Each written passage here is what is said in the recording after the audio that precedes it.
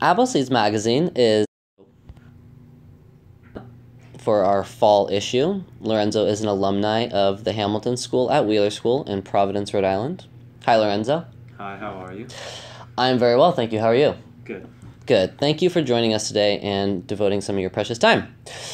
Few questions for you, Lorenzo. What years did you attend Hamilton, and when did you graduate?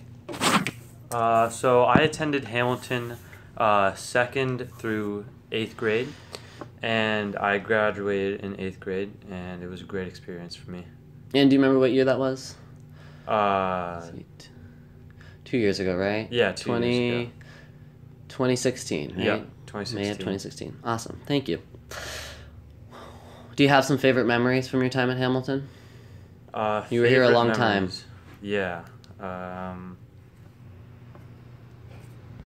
So I'd probably have to say one of my favorite memories at Hamilton was probably when we took a trip to Block Island with the whole grade, and it was my last year here at Hamilton, and it was a really great way to really wrap everything up, say goodbye to everyone, say everything that I wanted to say, and I don't know, just say goodbye.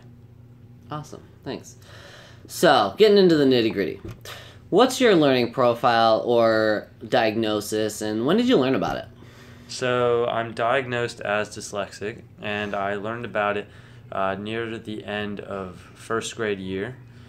But with my dyslexia, I've always kind of felt like almost as if it's like non-existent, and I've always thought of it not as like I have like this, like I'm diagnosed dyslexic, but I feel like I just have a very different way of going about things and learning, and kind of just seeing things, you know? So I never really thought about it as being dyslexic, just kind of thinking different. What learning challenges do you have, as a learner, as a dyslexic learner? So I'd probably say one of the really big challenges that I had was reading and writing and spelling. And I think Hamilton was really helpful because we did a lot of repetition, just really learning to read fluently, and just it was really helpful because that was something that I really struggled with, and that was something that they really focused on. If you could elaborate just a little bit, are there any more skills, strategies, assistive technology that Hamilton helped you learn that you can think back on now? So I'd probably say that using technology is so great because it allows you to really be a visual learner, and that's just who I am as a learner. Like I really need to see something, how it's done, like where is this coming from and how do the dots connect.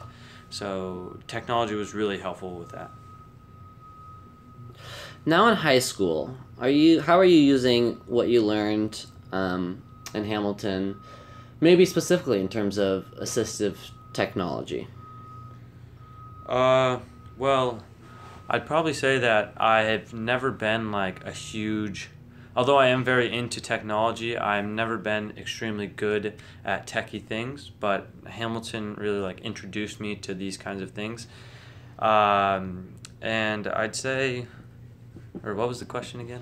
Just any of those skills, maybe especially in terms of assistive technology, because that's kind of become a big focus of Hamilton that you're using in high school. I'd say Hamilton really like introduced me into the like using technology to learn, and like finding like which way is best, like what is the best way to learn for you, and technology happens to be like one of the things that I find very helpful. And also audiobooks I found really helpful because it allows me to just really understand what they're saying instead of focusing on like just reading it, and reading it correctly. Awesome. So we feel that's important to not always highlight the sort of challenges or difficulties that students have at Hamilton, but also the many strengths that they bring. What do you see as your primary strengths?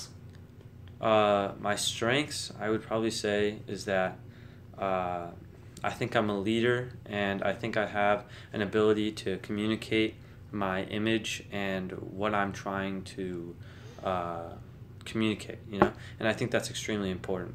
I also think that a strength that I have is, well, it also one in the same, public speaking, just connecting with people and being a social human being is kind of what I am. Great.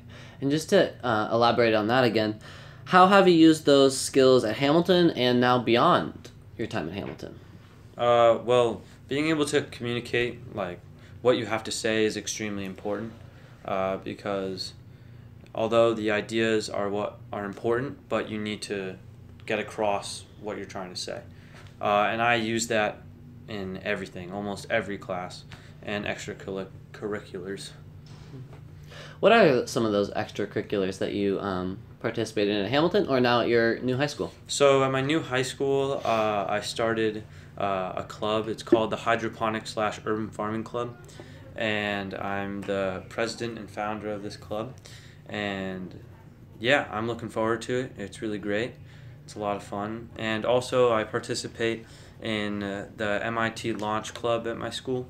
I'm one of the leaders of the club, and it's about entrepreneurship and building a business plan, and that's really what attracts me. So sounds really exciting, Lorenzo. Just to be clear, where are you attending high school now? And maybe you can say why you made that choice of school. So I am currently attending the St. John School in San Juan, Puerto Rico, and we moved there, well, primarily because my dad's business, and also because my family, my dad is from Argentina. I was born in Argentina, but because of my dyslexia, we thought it was best to focus on reading and writing instead of learning Spanish. But now moving to Puerto Rico has really given me an opportunity to learn Spanish and really get in touch with my Latin culture. And yeah, that's pretty much. Often it's said that dyslexics and others with learning differences have a hard time learning a second language. How have you found learning Spanish as a second language? So I found learning Spanish is a lot easier when you're submerged in it. Like in Puerto Rico, I have to use it quite often. And also having family that is Latin is really helpful, because if I just want to talk in Spanish and practice my Spanish, I can do that at any time. So, yeah. So, as most know, Puerto Rico recently experienced a devastating hurricane, and at this time, with this interview, is still in major recovery. What was your experience, and what, if anything, happened to your high school? So my experience is that I was extremely fortunate.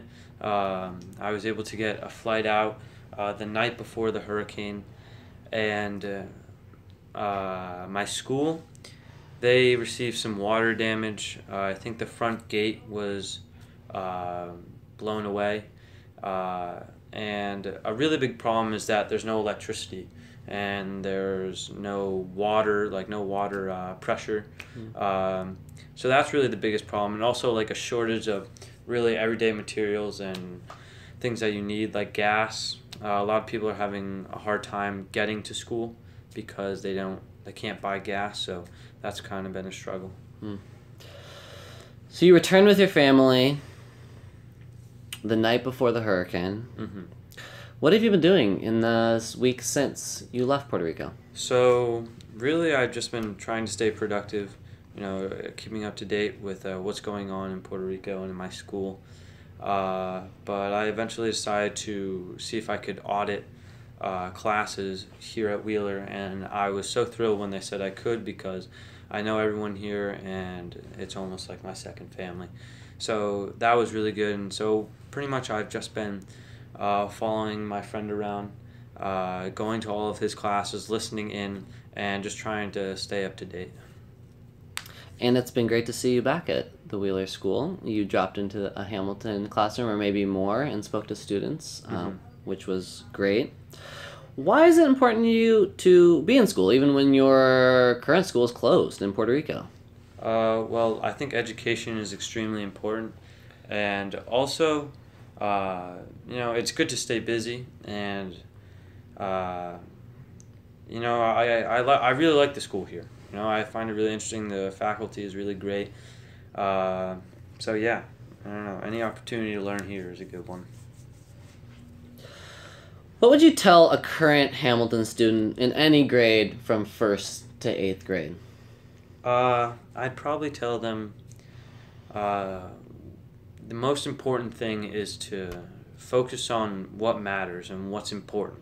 You know, every now and then you need to ask yourself, is this important? Should I be spending my time and wasting my thoughts on this? You know, because I remember a lot, even in 6th grade, when something would happen on the playground or somebody would make me mad, and I'd come into the classroom and I'd let it bother me, right? And then I wouldn't be able to learn to the best of my ability.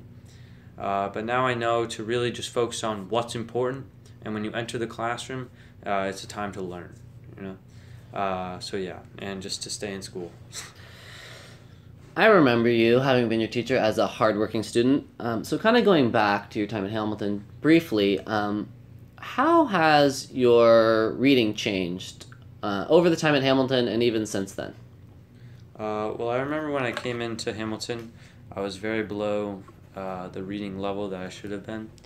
And now, I'm not the best reader in the world, but I can definitely read. It's not a weakness anymore, and it's really just, it's not even something I think about. Do you enjoy reading?